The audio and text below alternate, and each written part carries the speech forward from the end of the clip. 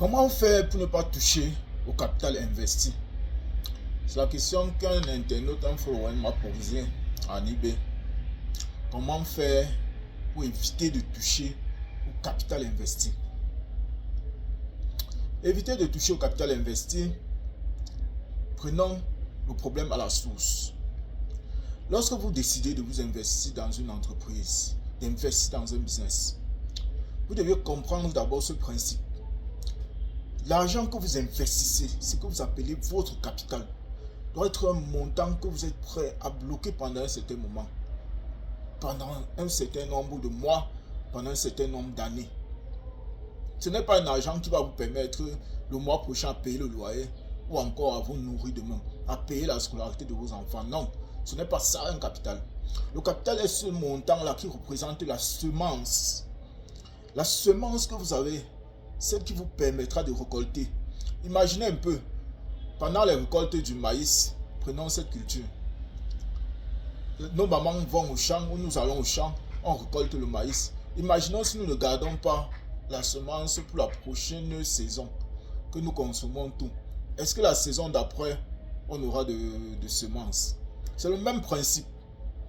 Donc la semence ne se consomme pas. Le capital est une semence. Et c'est un montant qui est prêt à être bloqué pour un certain temps. Donc si vous avez un montant d'argent, vous devez séparer votre capital. Vous dites, voici le capital, je vais investir dans tel business. Et pendant cette période, vous ne touchez pas à cet argent.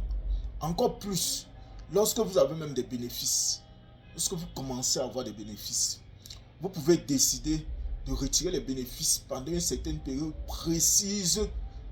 Si vous voulez retirer par mois, par trimestre, par semestre ou encore pendant l'année. Vous ne devez pas faire du désordre. Chaque fois que vous avez un besoin d'argent, venez seulement retirer. Non, vous allez vous retrouver à un certain moment donné que vous avez touché votre capital. Vous avez touché à votre semence. Et ça commence à être dérangeant. Lorsque vous pouvez vous observer dans 6 mois, dans 1 an, si vous touchez comme ça chaque fois, qu'est-ce que vous deviendrez à l'avenir? Donc vous deviez commencer par séparer votre capital de votre argent propre, de votre argent personnel. Encore plus, lorsque vous commencez à avoir des bénéfices, vous devez pouvoir faire la différence entre votre bénéfice et le capital, votre salaire et les caisses de l'entreprise. C'est de ça qu'il s'agit. Donc, pouvoir faire cette différence et se dire, ce montant que j'ai investi est bloqué pour une certaine période. Je pense que si vous implémentez ça, chaque fois que vous aurez un besoin, vous ne vous retournerez pas directement vers votre capital, mais vous irez chercher ailleurs. Donc, je pense que c'est ça la base. Et après l'avoir implémenté, je pense que ça peut aller.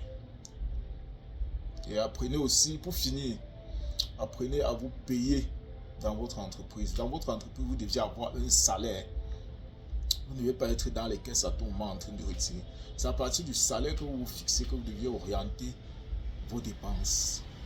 Que vous deviez organiser votre maison. Vous devez fixer votre budget.